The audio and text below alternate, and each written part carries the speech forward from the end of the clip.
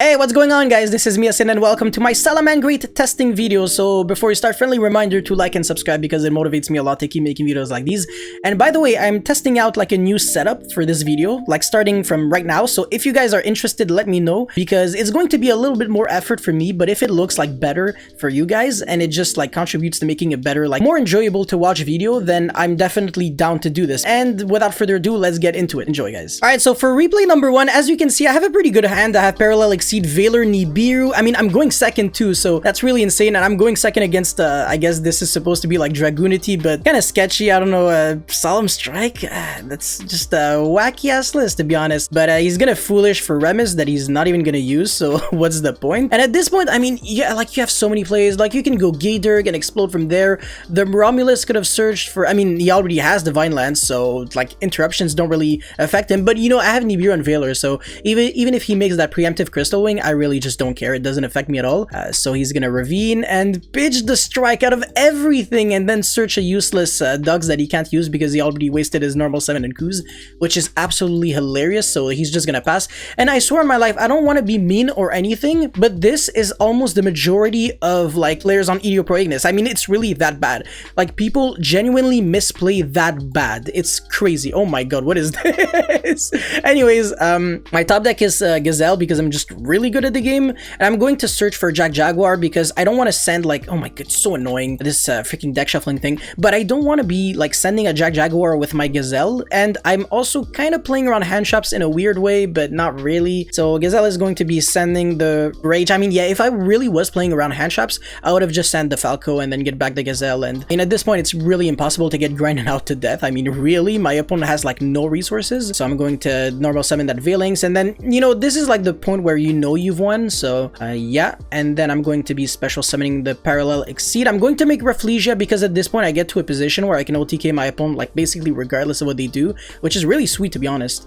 So now revive back Spinny. Now this is the interesting part. You can go into Update Jammer and not go for Transcode and then kill your opponent with like an access code with like 43 that can attack twice. So that is one way to win. But if you actually go for Transcode Talker, the bad thing about this is that you can no longer use monster effects that aren't Cybers, so that Rafflesia won't be able to like negate a Nibiru. So that's something that I've realized while I was actually playing this one out. And then I also get my Jack Jaguar summon, so now I make Update Jammer, and now I make you know, the play that I've just talked about. So access code for 3, and obviously they cannot respond to anything because this is in Chain Link 2 because it's a trigger effect, and my opponent cannot respond to the access code. So in other words, he also cannot respond to the Update Jammer, which was in Chain Link. So now I'm going to be using the effect pop, and then, you know, that's game. That's basically how I win very often with access code. I mean, this card is really like that strong, and you're going to see like more games where I win with this card. It's actually ridiculous, but let's go into the next one.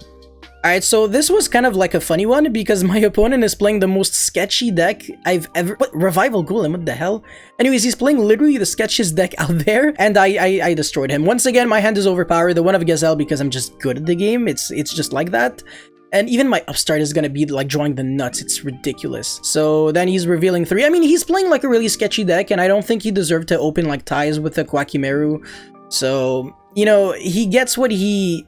I don't know how to say it in English, but he deserved to lose. So I'll go upstart to draw into freaking Whale. Holy sheesh. Now Circle, obviously he's negating Wall, but he's negating with Wall because obviously he can't tell that my hand is unfair. So negate, and then Spinny, make Veilings, then obviously he has to negate the summon because otherwise that Spinny comes back and I win. But once again, I have Gazelle, so I don't care. And then Guardian, like, you know, it negates this, but now I have 3 cards in hand with a stacked graveyard. My Gazelle can still use its monster effect, and my Spinny hasn't even triggered yet. So basically I baited 3 interruptions and I still have like OTK in hand, so that's just stupid. But once again, my opponent played so incredibly bad that it's hard to lose. But you know, it's EDO Pro Ignis. You can't even ask for too much. Now Parallel Exceed is gonna summon. Oh, I didn't go for Rafflesia. Okay, so in this situation, if I did get Nibiru, it would have been pretty bad, but I don't think I had access to Rafflesia and OTK because I already used the effective whale. So yeah, 53 access code that I can attack twice. And by the way, I saw comments on my video, kind of demotivated me in a way.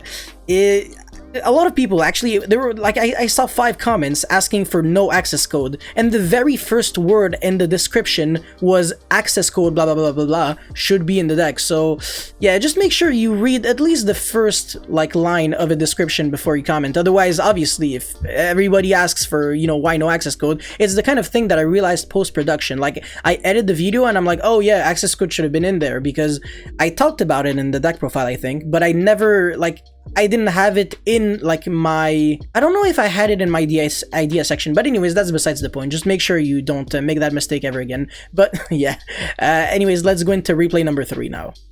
Alright, so this time I'm going first, and this is something that I hated a lot with replays online, is that sometimes I draw good or I draw bad, whatever, it doesn't matter, but then my opponents just scoop like very, like in 2 seconds, and this is basically like what happened in this game. So my hand is insane. The only interesting thing about this is that I decided to go for the Buffalo Spinny route, Buffalo discard Spinny, instead of normal debug to search, because I already had access to Gazelle, so why should I waste my time with that? So now I'm triggering Gazelle, and just look at the ridiculous amount of traps that I have in my grave. I can even play through Nibiru, and that's exactly what I'm doing. I'm playing around Nibiru by summoning exactly 4 times. So Buffalo was summon number 1, and then Valynx was number 2, Gazelle was number 3, and then Falco is number 4. So that Spinny just, he won't even get banished. So when I saw replay ended, I thought for sure that it was my opponent who had Nibiru in hand, and he was like, oh, you didn't commit to Nibiru, so I'm just gonna scoop the game, because obviously after turn 1, the Nibiru just doesn't do anything. And I have 3 interruptions with a deadly follow-up, because I can go like Rage,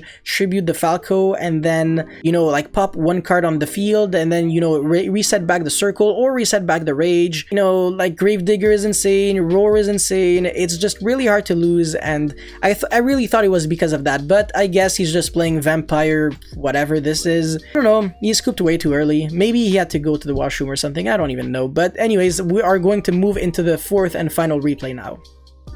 Alrighty, so this was against Plunder Patrol. He's going Foolish Goods. Foolish Goods is actually cool because you can also Foolish the field spell, and then if you have like, I think you need to have like a Plunder Patrol like in your Spell and Trap zone or something like that, but he actually went for the Metal Fist Fusion. Okay, if this card is in the graveyard, you can target 1 Plunder Patrol card in your Spell and Trap zone. Okay, so basically like the monsters that equip themselves, you send it to the grave, or oh no, you set Plunder Patrol Shipyard from your graveyard to your field, and then you actually return back the card to your hand. That's actually nasty. Oh my god. Yo, Plunder Patrol deck profile coming soon, guys.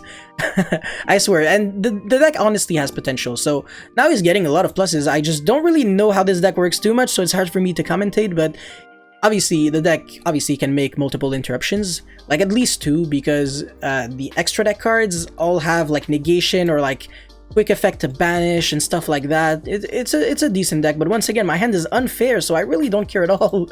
And yeah, just gonna go Silent Mining, pitch this, summon Gazelle. Fun fact, by the way, I was playing so much against like hand traps, like around hand traps, that I just kind of forgot that Rafflesia just doesn't negate monster effects on the field, so I went for Rafflesia, but for no apparent reason, apparently. So now Valynx is gonna, oh my god, once again, Parallel Exceed is like the MVP of this. It's so overpowered. I mean, honestly, Update Jammer was like MVP, because I can't count the amount of times I OTK'd with this deck. I don't know why people don't play the OTK package in their deck, but whatever. So yeah, Jaguar is going to special summon itself, get back a Gazelle that won't even matter. Debug in this situation is so cool, because when you don't have to use it for like a Valynx, you can use it as your normal summon and then make a rank 4. So yeah, I don't think I went for that play though. Yeah, I mean, there was really no reason for me to do that. So Heatleo is going to shuffle back this. I don't really know what tagging out into this guy changes, but now he can negate like a monster effect. I really don't care, because now I just make Update Jammer into access code. He can't respond to access code, and I'm just gonna win like that. So yeah, once again, he can't really chain block any of this. How many pops do I have? I know I have Fire and Wind. Okay, only Fire and Wind. It's really not that much, but it's way more than enough to win, right? And once again, my opponent could have like 55 billion Jackal Kings. I could just pop. So if you let me go all the way here, you lose. And Nibiru wasn't really like a problem, because Rafflesia once again pretty much allowed me to safely kill. And even if I just couldn't do anything, I had the Rage with Gazelle follow-up. Pretty stacked graveyard, honestly. I mean, Foxy, Spinny, And no, sorry, Veiling's Jaguar. Yeah, access code is going to do some nasty things. And then pop this. I think discard searches, right? Oh no, it's draw one, discard one. So, I mean, there was no reason for me to negate that because it's not a threat yet. However, now he's going to discard a card that special summons, and the reason why I have to negate this is because otherwise if I don't, then my opponent actually survives with 2700. So now I just gotta risk it. I mean, obviously, if he has Nibiru, then he has it, whatever. So I just go negate.